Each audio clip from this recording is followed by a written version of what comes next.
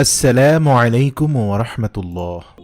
এবং সে শহরে ব্যক্তি সুদৃঢ়ভাবে কাজীর নিকট অভিযোগ পেশ করল যে, মোহতারাম, আমি নিশ্চিত এই তিন ভাই আমার উটনিটি জবাহ করে খেয়েছে অথবা সেটি লুকিয়ে রেখেছে, কারণ এরা তিনজনই আমার উটনির তিনটি গুরুত্বপূর্ণ চিহ্ন সম্পর্কে জানে। এখন অপরাধ লুকানোর জন্য এরা মিথ্যা বলছে। কাজী সাহেব পুরো বিষয়টি শুনে চুপচাপ কিছুক্ষণ ভাবলেন।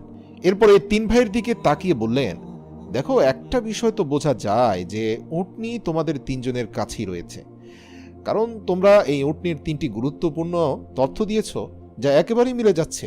তোমাদের জন্য ভালো হয় যে তোমরা অপরাধ স্বীকার করে নাও। তখন প্রথম আব্দুল্লাহ বলল, জনাব, আমরা এই লোকের উটনিটিকে দেখিনি, তবে হ্যাঁ, এটা সত্য যে আমরা তার উটনির কিছু আলামত দেখতে পেয়েছি। তো এরপর কাজী সাহেব জিজ্ঞেস করলো, কি এমন আলামত দেখলে যে উটনির শরীরের তিনটি গুরুত্বপূর্ণ চিহ্ন তোমরা বলে দিলে?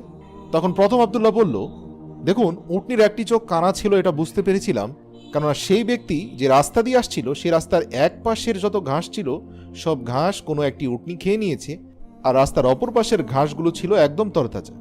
এর কারণ একটাই হতে পারে যে সেই উটনির এক চোখ কানা, সে শুধুমাত্র এক পাশের ঘাস দেখতে পেয়েছে এবং তাই খেয়ে সাবার করেছে, অন্য পাশের ঘাস সে দেখতে পায়নি। দ্বিতীয় আব্দুল্লাহ বলতে লাগলো, আমি রাস্তায় দেখতে পেয়েছি মাটির উপরে উটনির তিনটি পায়ের দাগ খুব স্পষ্ট ফুটে রয়েছে, কিন্তু চতুর্থ পায়ের দাগ মাটির উপরে খুব হালকাভাবে পড়েছে। এর একটাই অর্থ হতে পারে যে এই লোকের উটনির একটি পা খোঁড়া ছিল। তৃতীয় আব্দুল্লাহ বলল, উট যখন রাস্তা দিয়ে চলার সময় বিষ্ঠা ত্যাগ করে তখন সে তার লেজ নাড়াতে থাকে, যার ফলে লেজের আঘাতে বিষ্ঠা রাস্তার এদিক সেদিক ছড়িয়ে ছিটিয়ে পড়ে।